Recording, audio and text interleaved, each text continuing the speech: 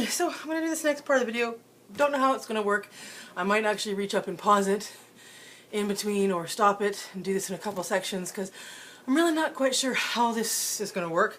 So I'm kind of making this up as I go along, but I thought I would actually kind of try to show something. What I'm trying to do is put together my cover for my mini album. So what I've done is I've got 3 different sections of, this is just chipboard. I picked really thick chipboard, or some of the thickest I've got, because I want the cover to be fairly sturdy. And then what's going to happen is, this is the basic chipboard which I have inked, and then I'm going to put paper over it so it'll be even thicker.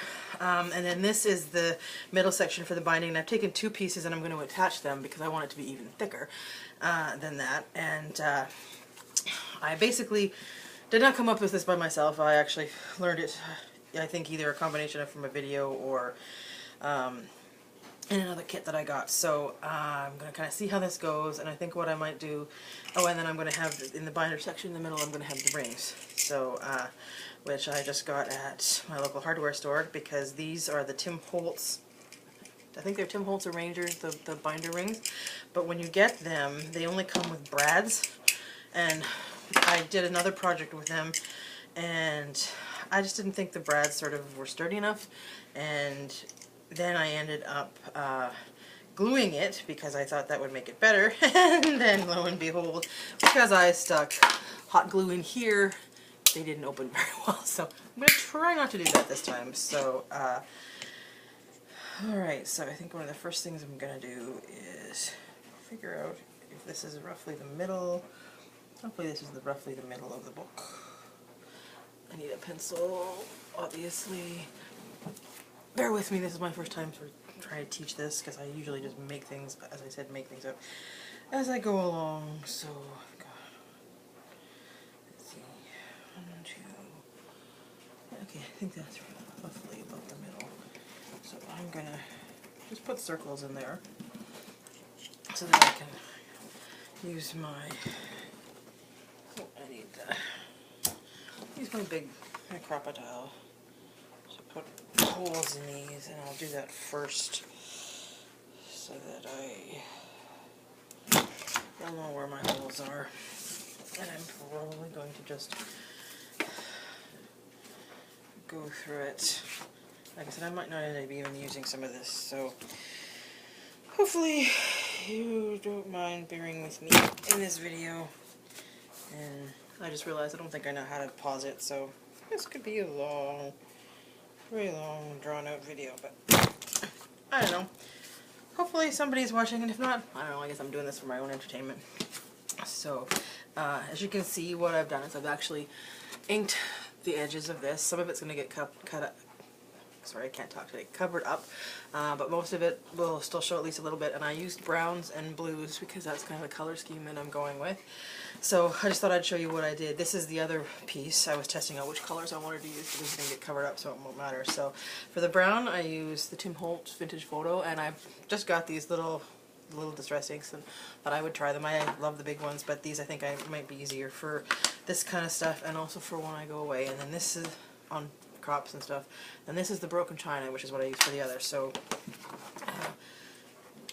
what I did on both of them is I went around first with the brown, just like this, and coloring in all the edges, and then to give it that extra look, I went around the second time and did the same thing with these, and then that gives it the bit. I missed a couple spots there with the brown. And then, you know, you can just do this as little or as much as you might want. Get the color scheme happening that you want.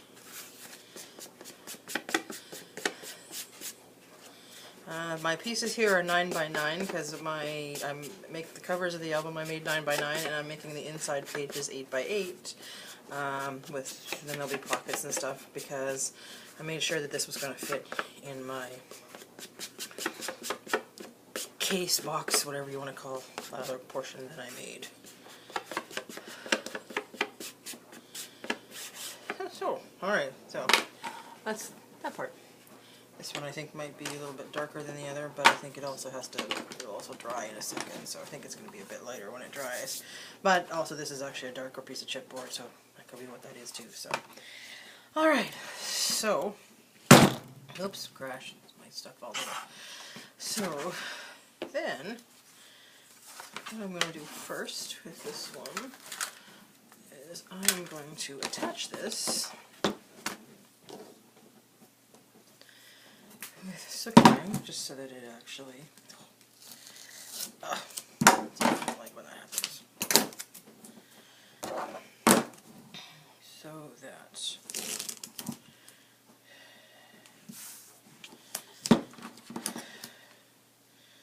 it is stuck together.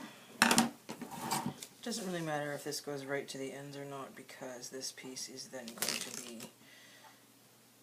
attached, cover up as well. So, and what I'm going to use is, for my binding, is actually duct tape. When I went to the hardware store, I found this really awesome tape that was exactly the color I wanted, and then I found out it actually wasn't duct tape, it was painter's tape, which really wouldn't work because there isn't the stickiness to it. So I'm trying to remember who I learned this method from. I think it's Kathy Orta. She uses duct tape for binding quite regularly, and it's kind of genius. So, gotta make sure this is gonna line up right. Nope. See, it's a good thing I tested. Nope. Hang on. Why is that not? Oh, there we go. That's nope. There we go. See, that's the way you have. That's what you have to do, is to make sure that you did this right.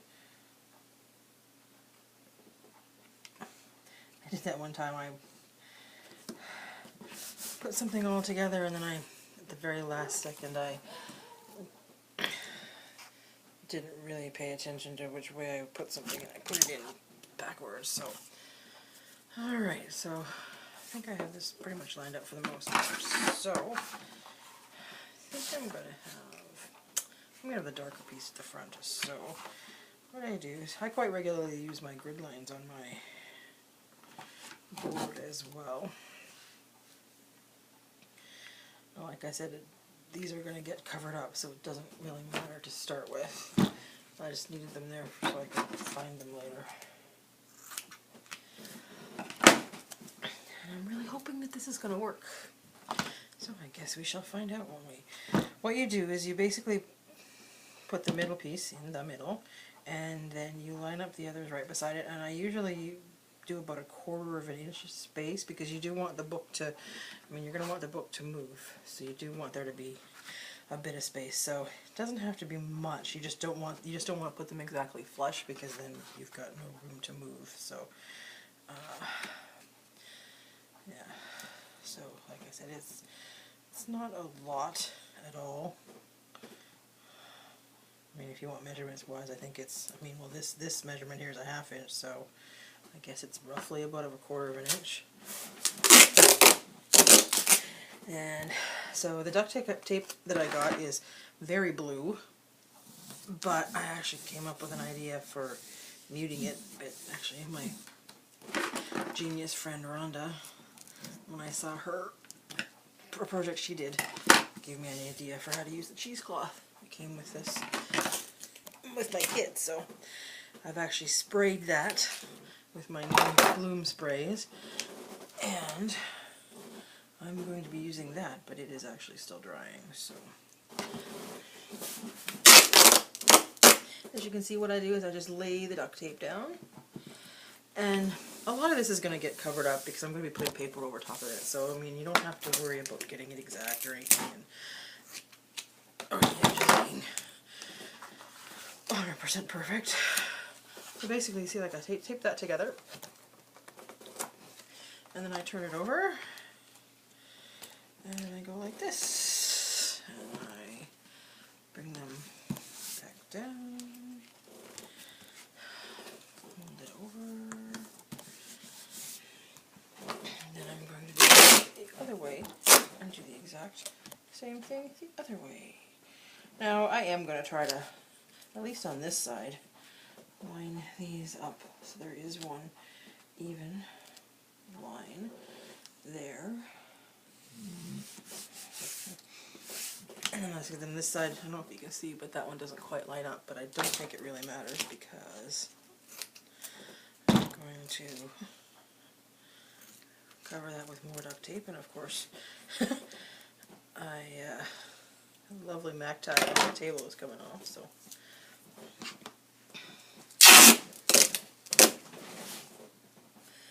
cut that section off.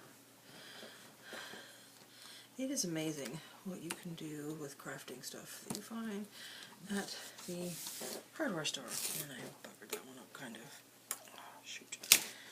Oh, well. Like I said, paper will cover that up, so I'm not even going to worry about that section at all. At all.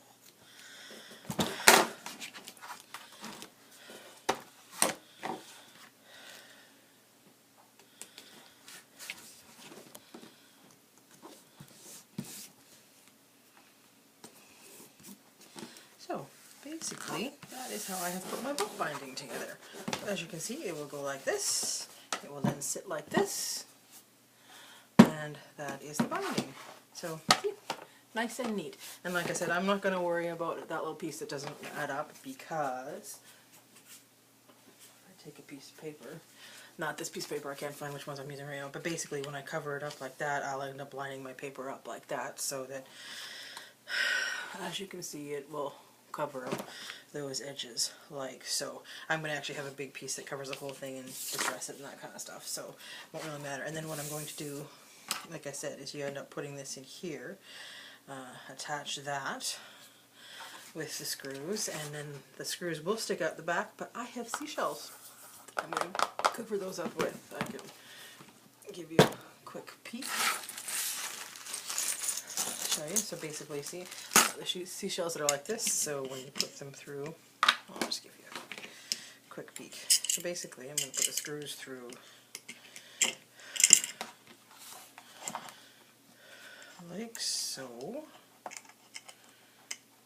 course, it's easier said than done.